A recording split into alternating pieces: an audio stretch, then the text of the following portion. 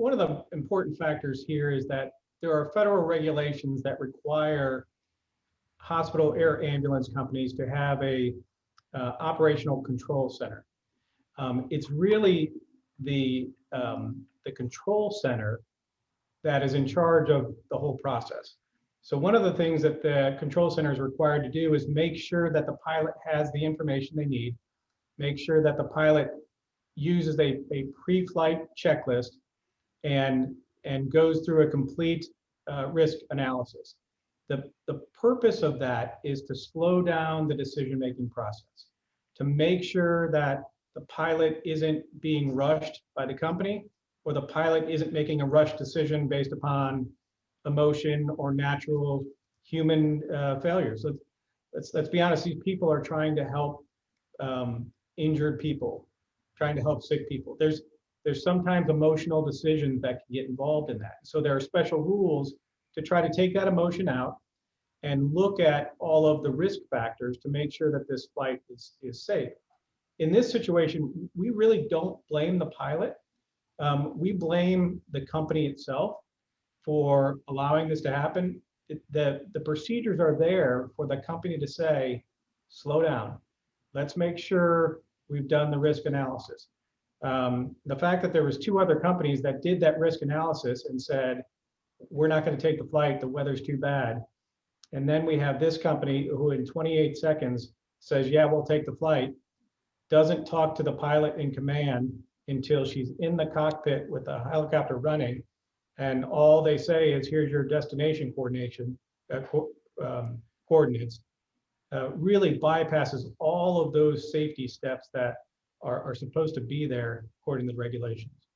And Cynthia, I would also mention that this company, Viking Aviation, and its other entities that are part of it, they had marketing materials that said things like, if other companies turn down the flight for weather, call us. And, you know, it's pretty ironic and sad that a flight that they had this survival flight moniker on, nobody ended up surviving. So there's what we call helicopter shopping going on here, and Viking Aviation encouraged it and marketed themselves to hospitals and so forth, leading people and hospitals to believe that somehow they could overcome Mother Nature and defeat the weather, which is just preposterous. So it's the whole culture of taking flights that others wouldn't take. And as Dan mentioned, they accepted this flight in 28 seconds after 2 other companies declined. And also, let's be clear that this is Viking Aviation out of Hilliard, Ohio, because there are some other Viking Aviations that people might be able to look up and mistake for it. Yeah, so let's be clear. The Hilliard address is just their service of process here in Ohio.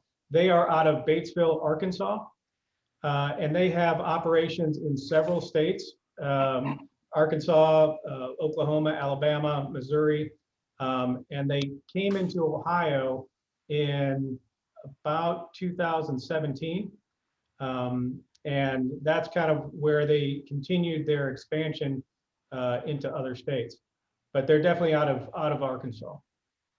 In point 10, you alleged that the survival flight air ambulance was illegally operating in the state of Ohio. Can you tell me a little bit more about that? Sure. When a company from outside that is established from outside of Ohio, they're required to register with the Secretary of State in Ohio to do business in Ohio. This company didn't do that. So the first time they registered in Ohio was several months after the crash.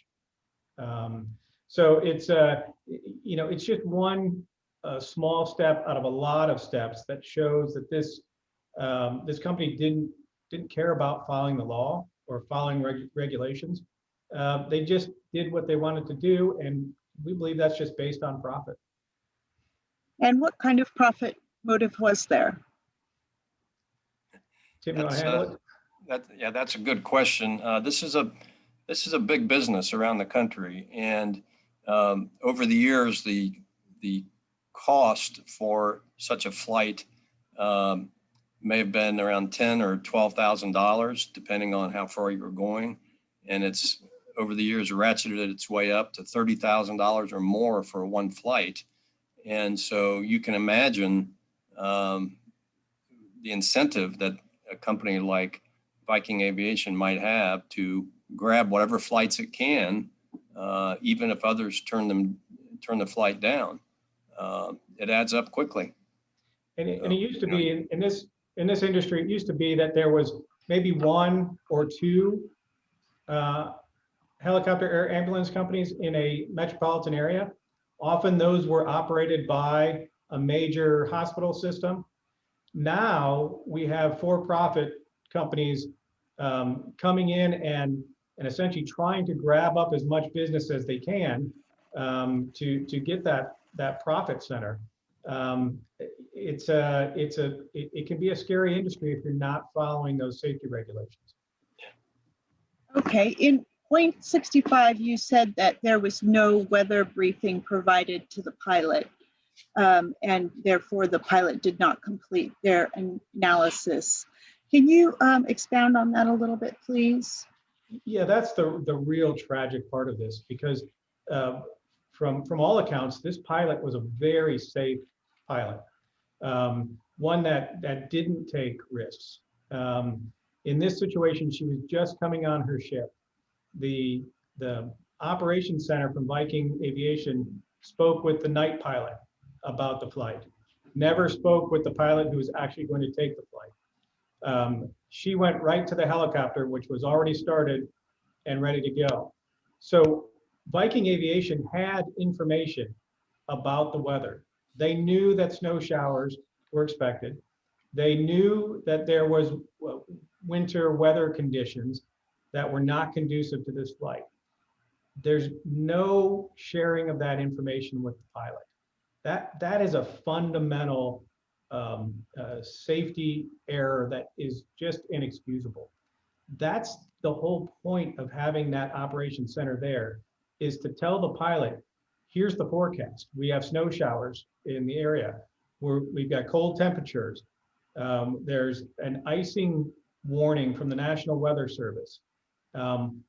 Those factors alone, combined with it's dark, the sun hasn't come up yet, and they're flying over mountainous area in sort of the Appalachian Mountains that are tree covered. So there's no light coming from the ground for the pilot to be able to gauge where they are. These pilots are flying based upon what they can see. So they need to be able to see the ground. They need to be able to see the horizon. And if they are in an area where it's not a municipal area, where there's lights, where there's traffic, where there's other buildings that can provide reference points, and they're in the dark and they hit a snow shower, now they're in a very dangerous situation because they can't see those things. They're in uneven ground over the mountains. And all of that adds up to just a horrible, dangerous situation. And you said in point 92 that Rachel Cunningham had actually reported on some of the culture at Viking in an effort to, I suppose, let people know. What was it that she was reporting on exactly? Telling her employer about the fact that they were being pressured into taking flights, or felt pressured into taking flights that they were concerned about and worried about. Now, Rachel Cunningham was not a pilot. She's a nurse. So she doesn't have the expertise to decide or know about taking a flight or not. But she was reporting the general feeling that was prevalent, at least in the Columbus, Grove City area, about taking flights in dangerous weather. And she wanted to do something about it. And she was apparently ignored, obviously. And one of the things that was discovered as part of the investigation from the NTSB is that multiple crew members and multiple pilots felt uncomfortable reporting safety issues to Viking Aviation because they either received retaliation. In fact, one crew member believes she was terminated because she complained too much about the safety issues. Pilots testified and provided statements to the NTSB that they would turn down a flight for weather and then receive a call from the Viking management asking them why they turned it down. Some were asked to go ahead and try the flight, and if it was too bad, to turn back. There were reports that some pilots had designated their base as red, meaning that they weren't able to take flights. And then receiving calls from Viking Aviation Management saying, you can't place it on red, put it on a lower level. Or in some situations, they said that Viking Aviation would just change the designation without checking with the pilot. Again, there's only one reason that a company does that, and that's for profit. So in some situations, they had pilots who put the base on red because there was a maintenance issue with the helicopter. Clearly, you're not going to take a flight if your mechanic is working on the helicopter. But Viking Aviation would either change that or require the pilot to change that. That's just not a company that's looking out for safety. Is there a record with Viking of other crashes like this in the United States, or is this the first one for this company? So we're not aware of other crashes for Viking. What we do know is that the FAA became so concerned about the industry itself that there weren't enough safety measures, that they created this entire new process in the 2016 timeframe,